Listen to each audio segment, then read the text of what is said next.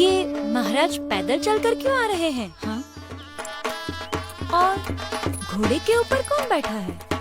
देखूं तो महाराज पैदल, अवश्य ही कोई विशिष्ट अतिथि होंगे।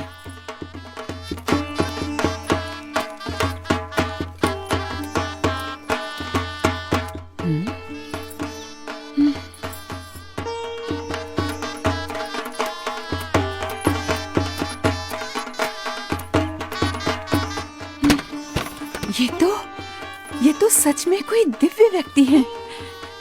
सब चलो, उनके स्वागत की तैयारी करो। जी महारानी जी।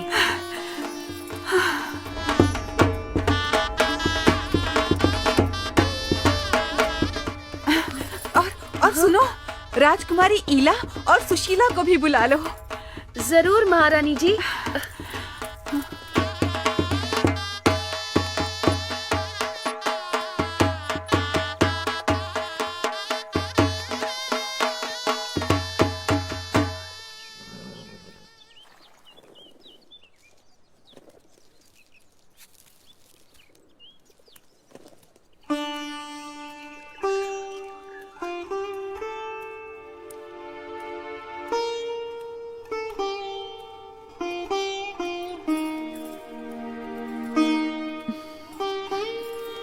प्रणाम।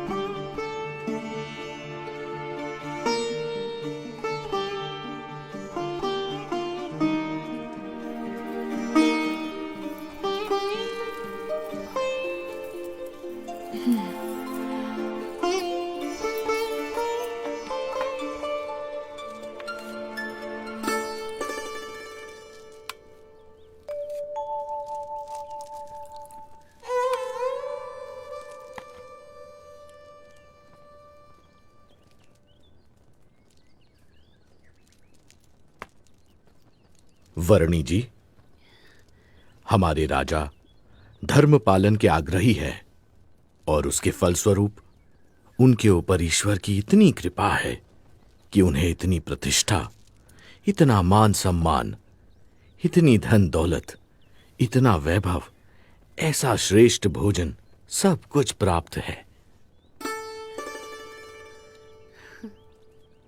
धर्म का संबंध केवल धन दौलत, पद प्रतिष्ठा, मान सम्मान, बाह्य वैभव और बाह्य व्यक्तित्व से नहीं, किंतु आंतरिक प्रतिभा से है।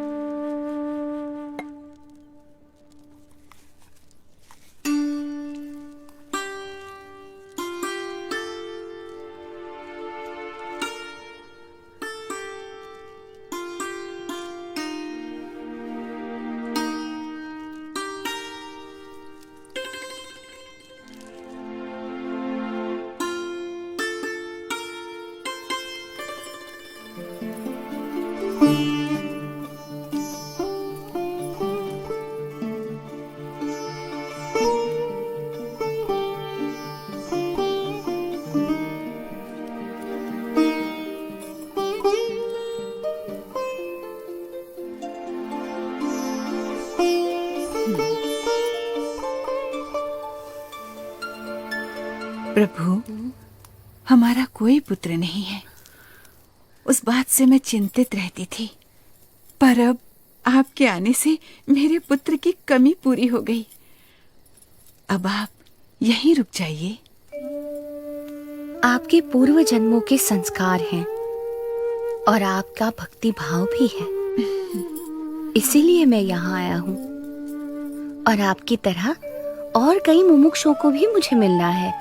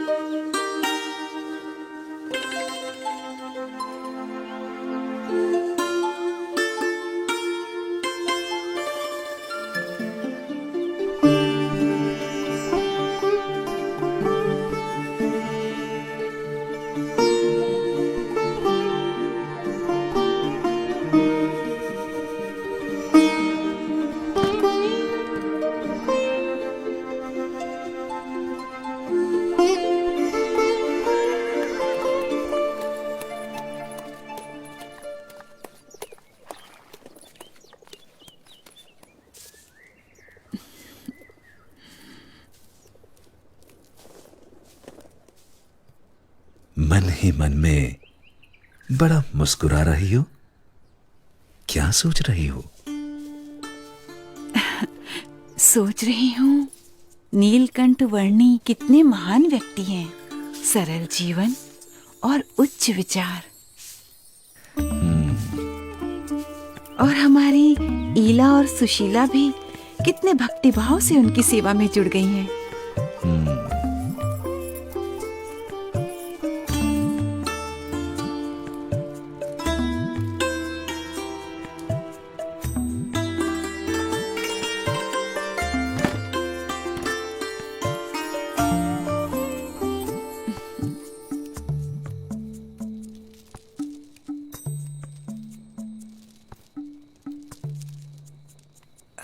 नीलकंठ वर्णी, कई दिनों से आप हमारे साथ हमारे स्वजन की तरह ही बस रहे हैं।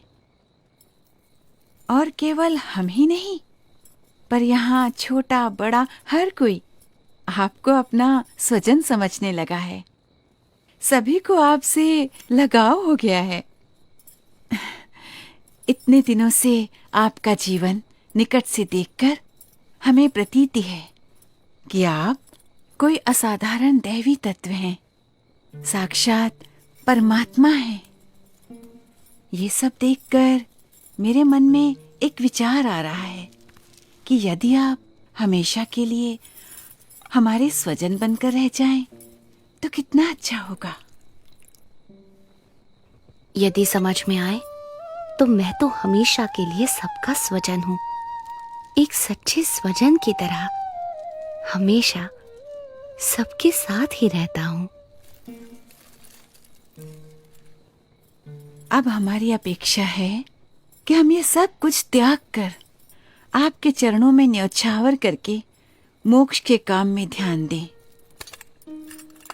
और हमारी सारी धन दौलत, हमारी सारी संपत्ति, हमारा राज्य और ईला और सुशीला को भी आपको सौंप दें।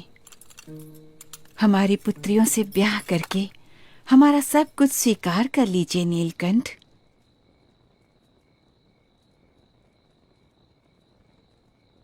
आप तो साक्षात परमात्मा हैं। आपसे अच्छा पति हमारी पुत्रियों को कहाँ मिलेगा? माते, जो सबका स्वजन है उसे केवल अपना बना लेना चाहती हैं। मैं आप सबको सारे बंधनों से मुक्त करना चाहता हूँ, और आप मुझे ही ये सब बंधनों में बांधना चाहती हैं। बेटा, अभी जवानी फूटी नहीं है, इसलिए ऐसी बातें कर रहे हो। पर जब जवान हो जाओगे तब स्त्री सुख के बिना रह नहीं पाओगे। जब स्त्री सुख के लिए तड़पोगे तब एहसास होगा कि ऐसी सुंदर कन्याओं और ऐसे राज्य का प्रस्ताव ठुकरा करके तुमने बहुत बड़ी भूल कर दी। पर तब ये मौका निकल चुका होगा। क्षमा कीजिएगा, पर आप मोह में अंध होकर मुझे जानते हुए भी मेरा असली स्वरूप भूल रहे हैं।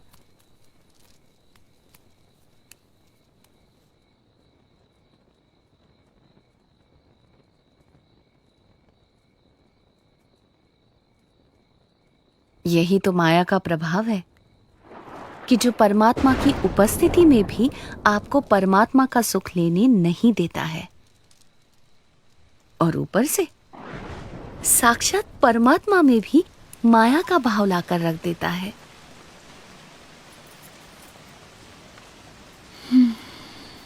माँ, पिताजी, ये नीलकंठ वर्णी तो निर्लेप है, निर्विकारी है। ये सब मोह माया से परम सुख के दाता स्वयं परमात्मा हैं। वे ऐसे क्षुल्लक लौकिक सुखों में क्यों बंधेंगे? हाँ माँ, मोह से मुक्त होकर और हमारी चिंता छोड़कर नीलकंठ वर्णी की महिमा को अंतर में दृढ़ रखो। हाँ बेटा।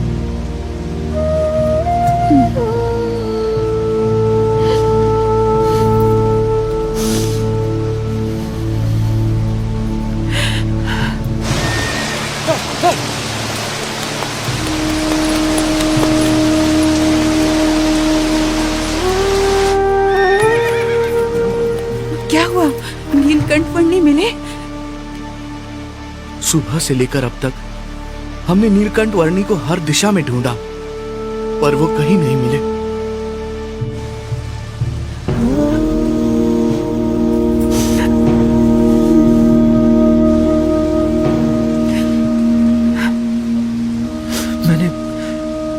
मैंने दूर दूर तक ढूंढा, पर नीलकंठ वर्णी नहीं मिले।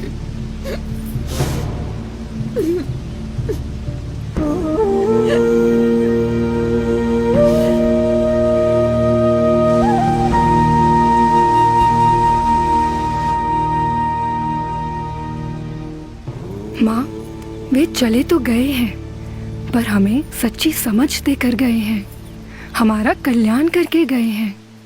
उन्होंने कहा था ना कि उन्हें तो अभी अनेक मनुष्यों का कल्याण करना है।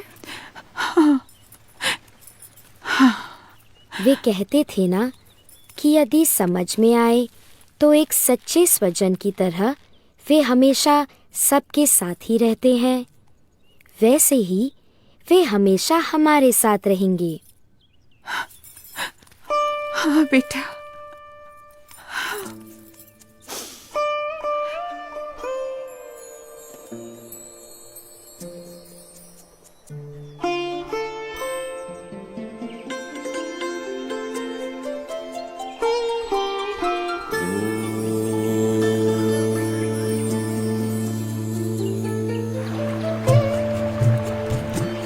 हर एक को हर बंधन से मुक्त करके परम कल्याण के मार्ग पर प्रेरित करने के लिए जिनकी ये कल्याण यात्रा थी, वो नीलकंठ वर्णी किसी भी प्रकार के मायिक बंधनों में बंधकर कैसे रह सकते थे। अपनी कल्याण यात्रा को अविरत रखते हुए नीलकंठ वर्णी बढ़ चले वंशीपुर से